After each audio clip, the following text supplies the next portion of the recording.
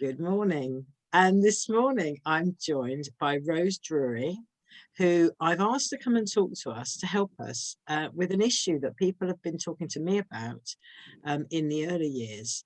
I'm going to let Rose introduce herself. She's an expert in her field and feels very strongly about what she's going to talk about. So Rose, do you want to introduce yourself? Certainly. Thank you, Donna. I'm delighted to be here talking to you about an issue that I do feel passionately about this.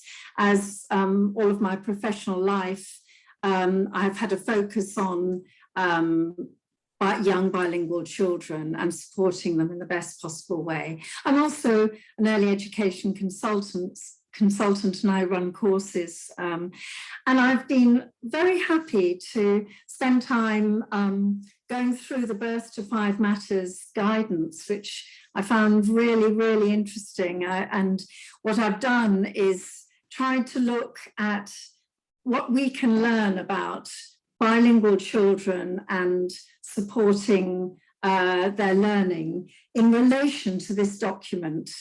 So what I'm hoping to do is to really talk about my response to this, some of the areas that I think are really excellent, and there's some useful guidance here, but how we might look beyond that and see what additional guidance would be helpful for you.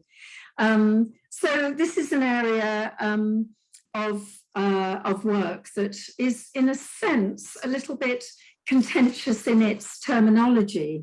So I thought we might start with that, because Donna and I had a conversation about this where we started talking about EAL, English as an additional language. And of course, that is a terminology that's used throughout policy documentation. It's used through Birth to 5 Matters. But I think it's only one aspect of the children that we're thinking about, who I like to refer to as bilingual or multilingual.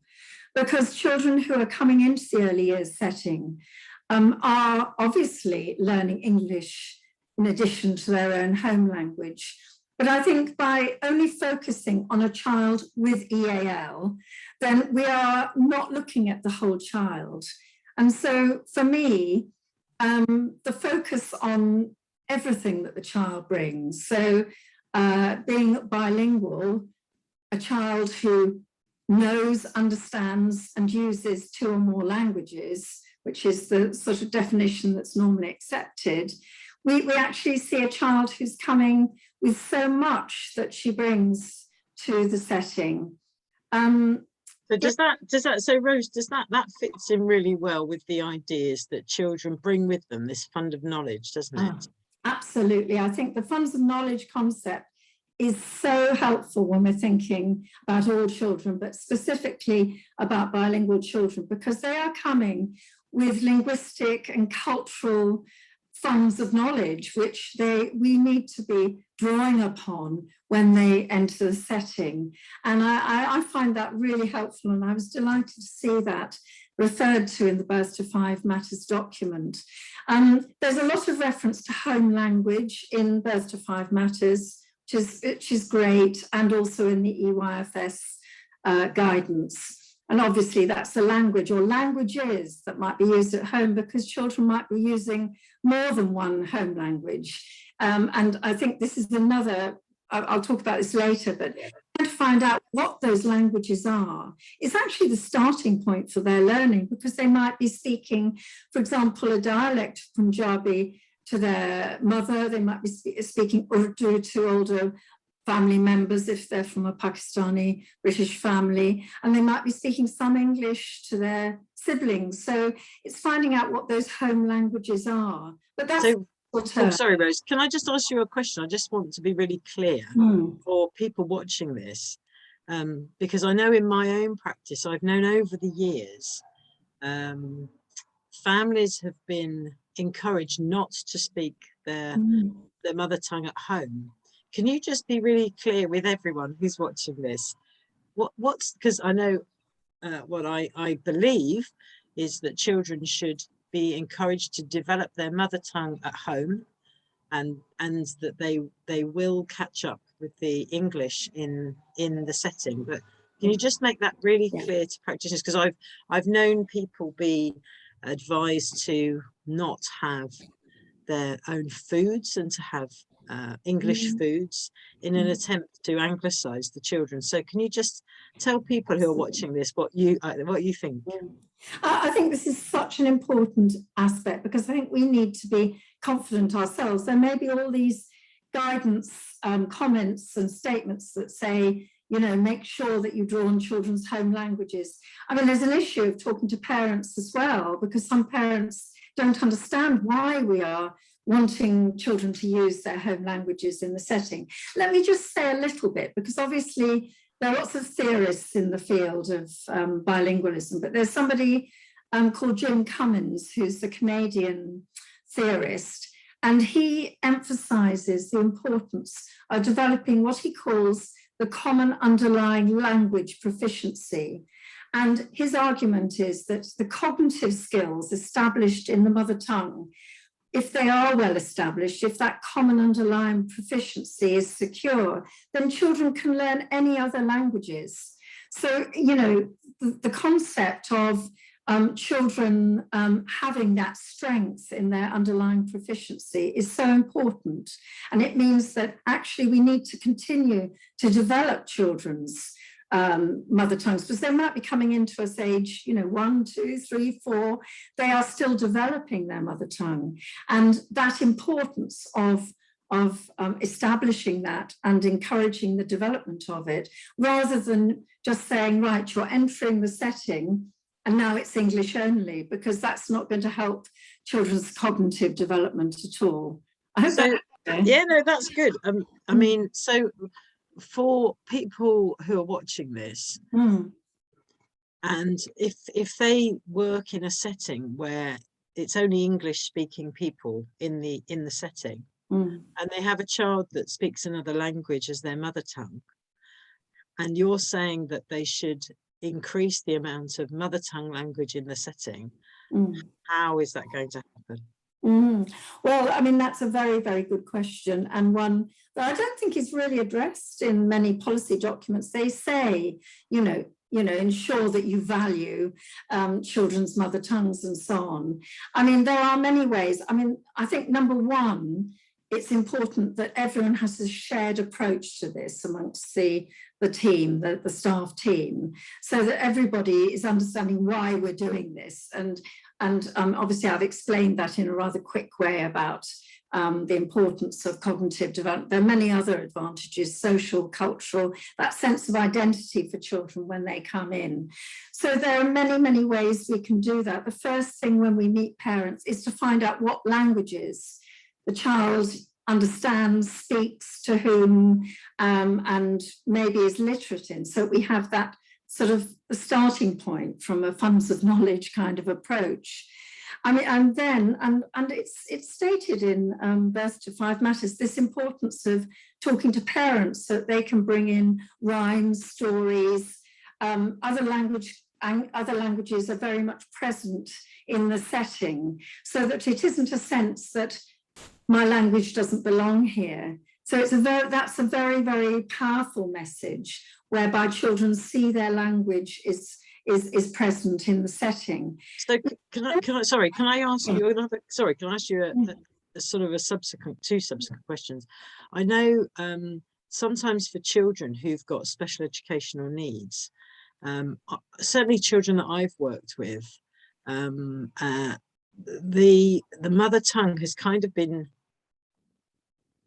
not valued, that's not true, but just not really understood that they have a different mother tongue, because they're not totally verbal. But would you say that this keeping the mother tongue vibrant in the setting would apply to children with special educational needs as well? Yes, who are bilingual, you mean? Well, they're kind of not verbal, but they're having to operate into but they have utterances that sound like their mother tongue, if that makes sense. I mean, that's a very important question, actually, because it's like these two sides of the coin. We're thinking about maintaining home languages. And then, of course, children are coming into a setting and learning English as an additional language. And there are many studies now that show that children will be going through stages of English language acquisition, which are now quite well known, including a non-verbal or silent period. This is perfectly normal. So what I would say is that this is an important sort of extra tool for practitioners really to have, this sense that bilingual children will be going through stages of English language development. We need to tune into those actually.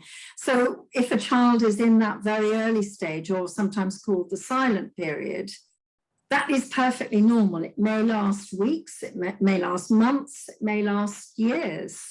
But you know, there are many strategies we can adopt, one of which is, if possible, continuing home language support through bilingual staff or bilingual adults, if possible. But there are things we can do as English-speaking practitioners, which are to do with, you know, helping the child to tune into the language, you know, encouraging non-verbal communication and so on. And I think that's something that, well, when I do training courses with practitioners, that's often their real worry, exactly what you're saying. When a child is very new to English, it's understanding that actually this may not be a special educational need. It may be part of the normal development of their English language because they're in the early stages. And this is something I work on quite a lot in terms of thinking, well, what might we expect? What kind of framework might practitioners use alongside the EYFS requirements, which actually documents their progress, which will be similar, but it won't be the same as a child who's been speaking English from you know, the moment they were born. These children are coming in with another language. And so the English language development will go through a slightly different course, if you see what I mean. Yeah, I do. So I suppose, I mean, I know Birth to Five Matters has got a section on eliciting, or sort of being able to hear the child's voice, isn't it? Sort of about, I think that's so powerful. Yeah. So not necessarily the verbal voice, but the kind of non-verbal voice, the sort of the non-verbal cues. That's what you're talking about for practitioners. Absolutely. And you know, the gesture, the eye contact, everything. I mean, my own study, my own doctoral study was of 3 bilingual children as they started nursery. And I followed them for the first year there and at home during the same period.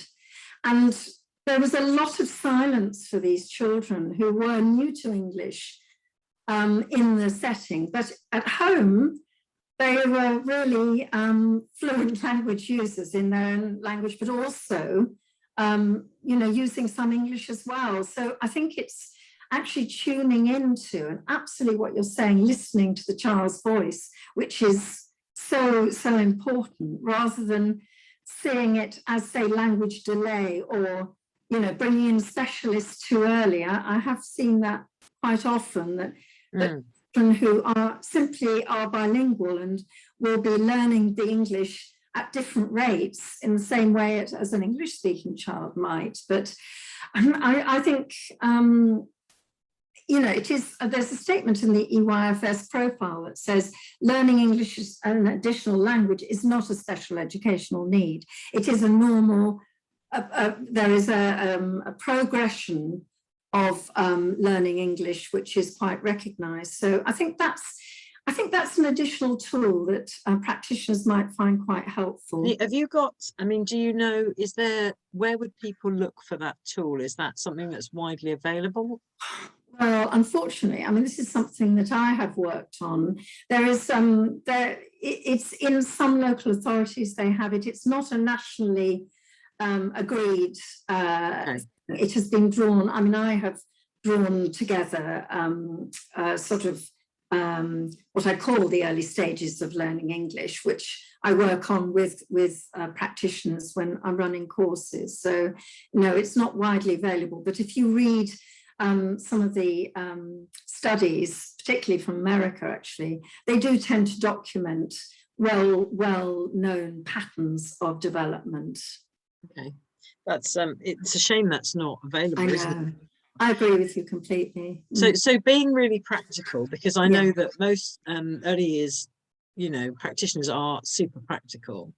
So far, I know that if a child comes into my setting and they have English is a second language for them, the first thing I need to do is talk to the parents and find out what they're speaking and where they're speaking. And I shouldn't be embarrassed about that, should I? Because people get embarrassed. Parents would be delighted. I think they would be absolutely delighted to talk about their child's languages, and not. Yeah. And I think it would open the door then for the opportunity to involve them more, and for them to understand why we want to know. I think parents actually also have this sense, some parents, let's say, that it is English only when you set foot into the earliest thing. Yeah, it's interesting. So the first thing I do is talk to the parents, not me. Yeah.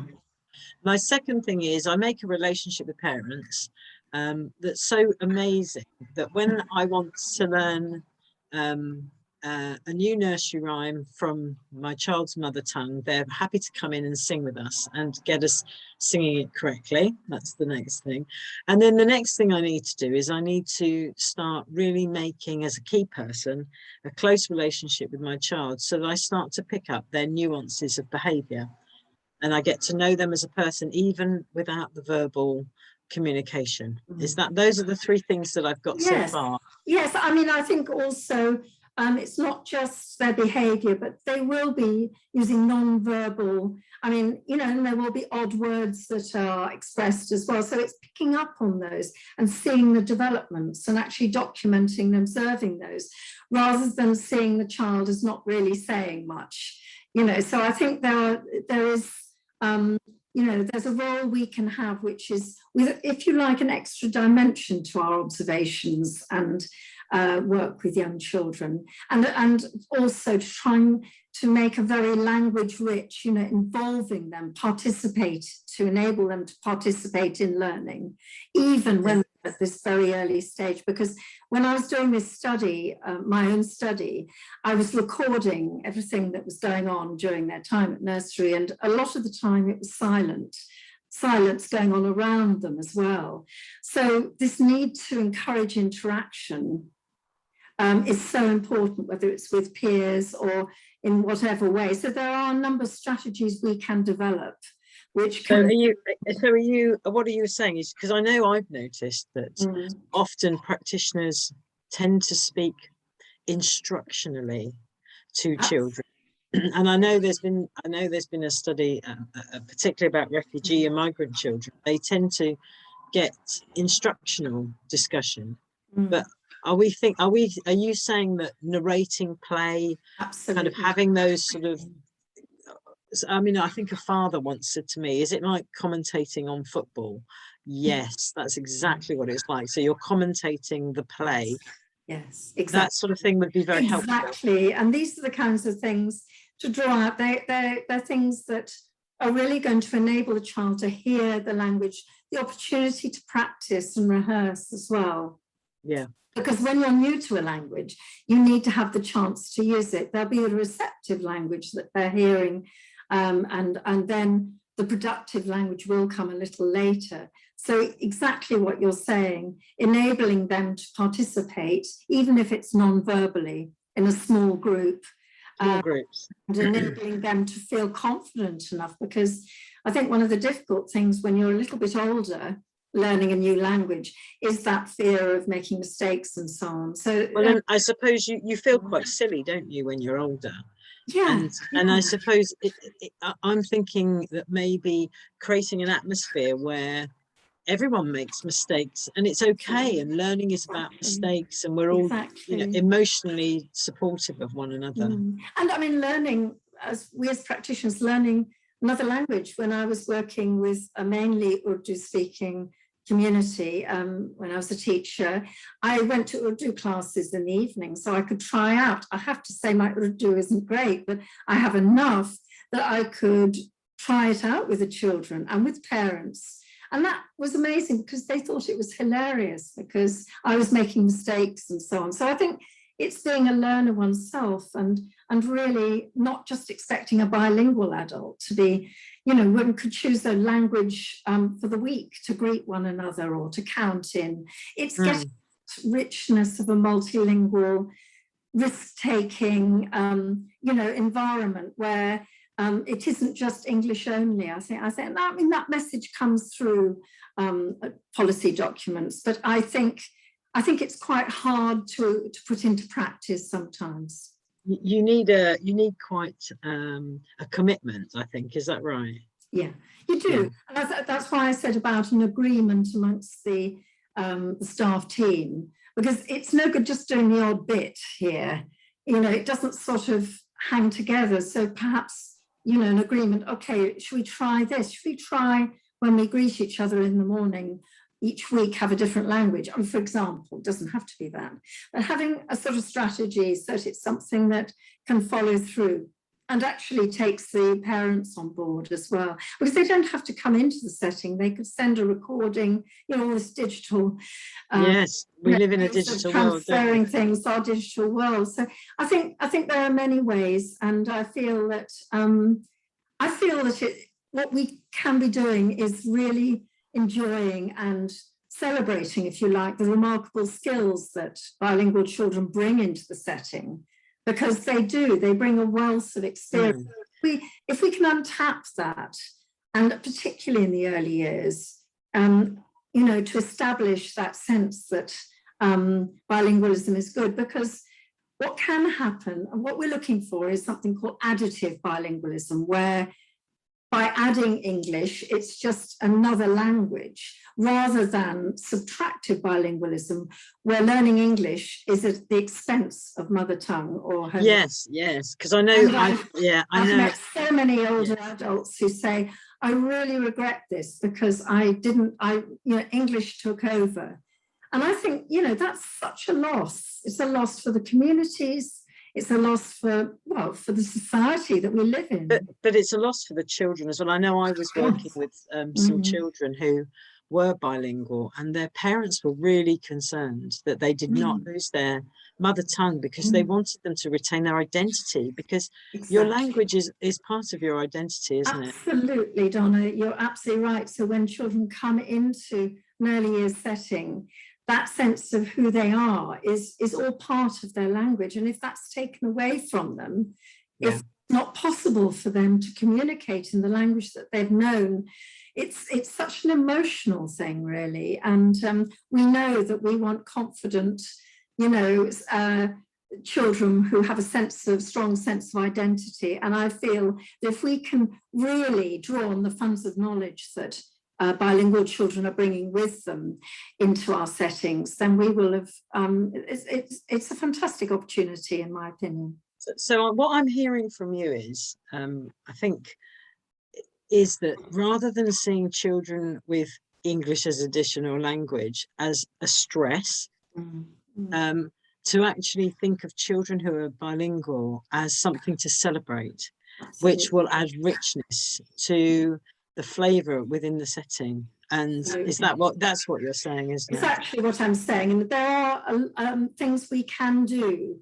I mean, you know, in working out the strategies, it's not simple. It's not a simple thing that you can say, oh, well, let's, you know, it does take time. It does take a lot of thinking through as well. If I can just, is it okay if I just refer to one statement from the Birth to Five? Yes, go ahead. Yeah. I think the overarching statement that I picked out in the Birth to Five Matters is in communication and language. And I think this is really strong, and it's one to hang on to. A child's first language provides the roots to learn additional languages, exactly what I was saying about Jim Cummins' work. And parents should be encouraged to continue to use their home languages to strengthen and support their children's proficiency as they join new environments. I would say proficiency in English, but, you know, that is what it's saying there. But, you know, that is the underpinning kind of roots to learning. And I think that's such a strong statement. There are other statements threaded through that ask us to be aware of and respond to the particular needs of children who are learning English as an additional language, or to actively support. And I agree with those, but I think we need to know what that might look like, what the support might look like in more detail. And it's probably beyond what we can do in a brief conversation here. But I would say the threads are there in this document. I think it just needs to be fleshed out as to what we can do to actively support children who are coming new to English. I think there's a lot of strong comments about supporting home language, and I think that's too. So I think we probably need to end, but my last comment, I don't know how you feel about this. In my study, I noticed that for children who are learning English, they have to kind of navigate two sort of worlds, and it can be really tricky for them. And I think from what I found is their peers can either kind of make or break that.